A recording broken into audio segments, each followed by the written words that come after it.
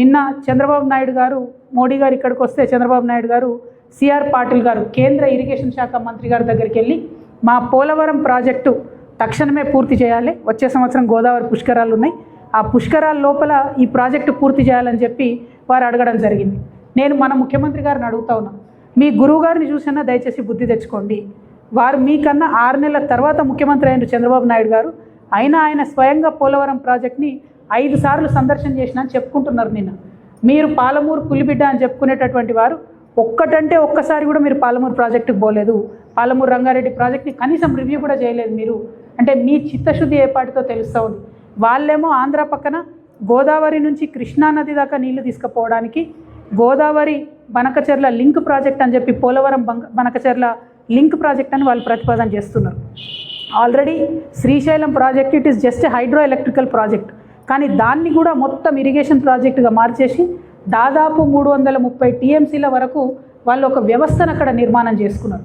ఇలా తెలంగాణ మేధావులను, బుద్ధిజీవులను, తెలంగాణ రాజకీయ నాయకులందరినీ కూడా నేను కోరుతా ఉన్నా, మనకున్న 2 అతిపెద్ద నదుల్లో గోదావరి నదిలో ఈ సంవత్సరం మనం కేవలం 250 టీఎంసీలకు మించి వాడుకోలేదు.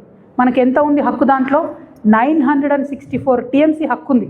కానీ తెలంగాణ వచ్చి 13 ఏళ్ళైనా ఇప్పటి వరకు కూడా ఈ సంవత్సరం కూడా ఓన్లీ 250 టీఎంసీ మనం వాడుకున్నాము. అంటే మనం ఎంత వెనుకబడి ఉన్నాం ఆంధ్ర వాళ్ళతో కంపేర్ చేస్తే ఒక్కసారి ఆలోచన చేసుకోవాలి. అదేవిధంగా కృష్ణా వాటర్లో మనకు 555 అంటే 555 టీఎంసీలు హక్కు ఉంటే 221 టీఎంసీలు మాత్రమే ఇప్పుడు కూడా వాడుకున్నాం, ఈ ఇయర్ కూడా.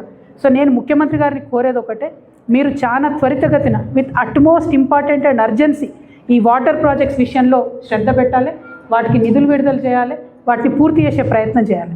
ఆంధ్ర ప్రాంతంలో గోదావరి నది పరివాహక ప్రాంతానికి, కృష్ణా డెల్టా పరివాహక ప్రాంతానికి, రాయలసీమ ప్రాంతానికి ఒక్కొక్క ప్రాజెక్టుకి వాళ్ళు మూడు సిస్టమ్స్ పెట్టుకుంటున్నారు. ఒకటి ఫెయిల్ అయితే ఇంకొక ఆల్టర్నేట్ సిస్టమ్, ఒకటి ఫెయిల్ అయితే ఇంకొక ఆల్టర్నేట్ సిస్టమ్. మన దిక్కున్నటువంటి ఆర్డీఎస్ ఏమో ఆనికట్టుగానే మిగిలిపోయింది, సంపూర్ణంగా నీళ్ళు ఇస్తలేదు. కానీ అదే ఆర్డీఎస్ కింద ఉండేటటువంటి సుంకేష్లను ఆనికట్ నుంచి వాళ్ళు బరాజ్ చేసుకున్నారు, దాన్ని అద్భుతంగా నీళ్లు తీసుకొని పోతున్నటువంటి పరిస్థితి ఉన్నది. కేసీ కెనాల్లో వాస్తవానికి తుంగభద్ర నీళ్ళు వారాలి, కానీ వాళ్ళు కృష్ణా నీళ్ళు తీసుకొని పోతున్నారు.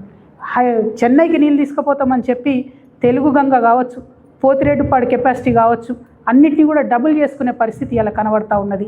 శ్రీశైలం నుంచి మళ్ళీ బురద నీళ్ళు అంటే అత్యంత కింది స్థాయి నుంచి ఒక 3 టీఎంసీతో నీళ్ళు ఎత్తిపోసి రాయలసీమ లిఫ్ట్ ఇరిగేషన్ పెట్టుకుంటున్నారు. అంటే వాళ్ళు పెట్టుకోవడం మంచిదే, మనం ఎందుకు చేసుకోలేకపోతున్నాం అన్నది ఒక బాధతోని, ఒక ఆవేదనతోని నేను ప్రశ్నిస్తూ ఉన్నా.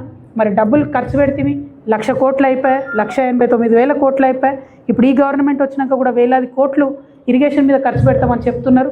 గోదావరి నీళ్ళలో పావు వంతు వాడుకోకపోతే, కృష్ణా నీళ్ళలో 50% వాడుకోకపోతే, మరి దీని మీద అత్యంత అర్జెంటుగా ముఖ్యమంత్రి గారు మాట్లాడాలి. మా వంతుగా మేము తెలంగాణ రక్షణ సేన నుంచి గోదావరి కృష్ణాల నదీ జలాలను చక్కగా వాడుకోవడానికి మేము ఖచ్చితంగా ప్రజలు మాకు అవకాశం ఇస్తారు, మేము అధికారంలోకి వస్తాం. మా పార్టీ తరఫున వాటర్ కమిషన్ ఏర్పాటు చేస్తాం. అదేవిధంగా ఈ 2 నదుల నీళ్లను మనం ప్రతి సాగుయోగ్యమైనటువంటి ప్రతి గుంట భూమికి కూడా నీళ్ళు ఇవ్వడానికి 3,000 ఎకరాలకు ఒక లష్కర్ని నియమిస్తాం. వాళ్ళ పని ఏముంటుందంటే ఎక్కడ కాలువ వచ్చింది, ఎక్కడ రాలేదు, ఏ చిన్న కాలువలో ఏ రిపేర్ ఉంది, ఏ పొలానికి కాలువ వస్తలేదని చూసేటటువంటి ఒక వ్యవస్థను ఏర్పాటు చేస్తాం. గోదావరి కృష్ణ పెద్ద నదులు కాకుండా అనేక నదులు ఉన్నాయి, మన ప్రాంతంలోనే పుడతాయి, మన ప్రాంతంలోనే అవి గోదావరిలోనూ కృష్ణలో కలిసిపోతాయి. మూసీ కావచ్చు, ఇంకా అనేక నదులు ఉన్నాయి. వాటి మీద ఎక్కడికక్కడ చిన్న చిన్న సిస్టమ్స్ కట్టుకోవాలి. ఆ ప్రయత్నం ఆ వ్యవస్థ అంతా ఆంధ్రాలో ఉంది, అందుకనే వాళ్ళు అన్ని నీళ్ళు వాడుకోగలుగుతూ ఉన్నారు. ఇదే సంవత్సరం కృష్ణలో 771 టీఎంసీలు ఆంధ్ర వాడుకున్నది, మనం కేవలం 221 టీఎంసీ వాడుకున్నామంటే మనం ఆ సిస్టమ్ డెవలప్ చేసుకోవాలి. మీరు చూసినట్టయితే జూరాల నుంచి మొదలు పెడితే అసలు కిందికి ఆంధ్రకు నీళ్ళు పోయేంత వరకు కూడా దాదాపు 150 కిలోమీటర్లో ఒక్కటి కూడా మన దగ్గర ఎక్స్ట్రా సిస్టమ్ లేదు, చిన్న ఆనికట్ లేదు. మేము ఖచ్చితంగా అధికారంలోకి వచ్చిన తర్వాత చిన్న నదుల మీద గేట్లతో కూడిన చెక్ డ్యామ్లు కడతాం, 100 సంవత్సరాలు ఉండేటట్టుగా వాటిని కడతాం. బీఆర్ఎస్ హయాంలో కట్టినట్టు చెక్ డ్యామ్లు కట్టి 2 ఫోటోలు తీసుకొని కొట్టుకుపోయే చెక్ డ్యామ్లు కాకుండా శాశ్వతంగా ఉండేటటువంటి చెక్ డ్యామ్లను కడతాం. అంటే నీటి విషయంలో మా అంతా కట్టినోళ్ళు లేరు, చేసినోళ్ళు లేరు అని చెప్పే బీఆర్ఎస్ పార్టీ నుంచి మరి ప్రధానమంత్రి గారు వచ్చిపోతే కనీసం ఒక్క ప్రశ్న లేదండి, ఒకటంటే ఒక ప్రశ్న కూడా ఎందుకు మరి పోలవరం మన పాలమూరు రంగారెడ్డి గురించి మాట్లాడలేదు, ఎందుకు మాకు ఎక్స్ట్రా డబ్బులు ఇస్తలేరని చెప్తలేరు. వాళ్ళకు మాత్రం పోలవరానికి వేలాది కోట్ల రూపాయలు పోతున్నాయి. నేను మళ్ళొకసారి కేంద్ర ప్రభుత్వాన్ని విజ్ఞప్తి చేస్తున్నాను, బీజేపీ పార్టీని విజ్ఞప్తి చేస్తున్నాను. మా రాష్ట్రం వచ్చిందే నీళ్ళ కోసం, మాది కొత్త రాష్ట్రం, మాకు కూడా నేషనల్ ప్రాజెక్టు కావాల్సిందే. మీరు 16 ఇతర రాష్ట్రాల్లో ఇచ్చినట్టుగానే మా రాష్ట్రానికి కూడా నేషనల్ ప్రాజెక్ట్ హోదా ఇవ్వాలని చెప్పి నేను మరొకసారి డిమాండ్ చేస్తూ మీ అందరి దగ్గర కూడా నేను సెలవు తీసుకుంటున్నాను. బీసీ రిజర్వేషన్ గురించి డెఫినెట్లీ బీసీ రిజర్వేషన్లకు సంబంధించి ఓబీసీ కాలం ఏదైతే పెట్టాలని డిమాండ్ చేస్తున్నామో దాంతోపాటు ఇక్కడ నుండి పాస్ అయి పంపించినటువంటి బిల్లుల్ని కూడా మరి త్వరితగతిన గౌరవ ప్రధానమంత్రి గారు దృష్టి సారించి మా తెలంగాణ రాష్ట్రంలో పాస్ చేసి పంపించిన బీసీ బిల్లులు కూడా సాధ్యమయ్యేటట్టు చేయాల్సిందిగా డిమాండ్ చేస్తున్నాను. అది కాకుండా తెలంగాణ రక్షణ సేన నుండి మాకుండేటటువంటి కమిట్మెంట్ ఏదైతే ఉందో బీసీ రిజర్వేషన్ల పట్ల డెఫినెట్గా దేశమంతా తిరుగుతాం. 50% బీసీ రిజర్వేషన్ దేశవ్యాప్తంగా ఉన్న చట్టసభల్లో, అదేవిధంగా విద్యా సంస్థల్లో, ఉద్యోగాలలో సాధించడానికి మా వంతు ప్రయత్నం ఖచ్చితంగా చేస్తాం. నీటి విషయంలో కూడా మేము ఇదివరకే ఎప్పుడైతే పోలవరం బనకచెర్ల వాళ్ళు మొదలుపెట్టినరో ఆనాడే చీఫ్ జస్టిస్ ఆఫ్ ఇండియాకి సుప్రీంకోర్టు వారికి మేము రాయడం జరిగింది. వారిని సుమోటోగా స్వీకరించమని చెప్పి మేము అడగడం జరిగింది. దాన్ని మేము రిట్ పిటిషన్గా కన్వర్ట్ చేస్తాం.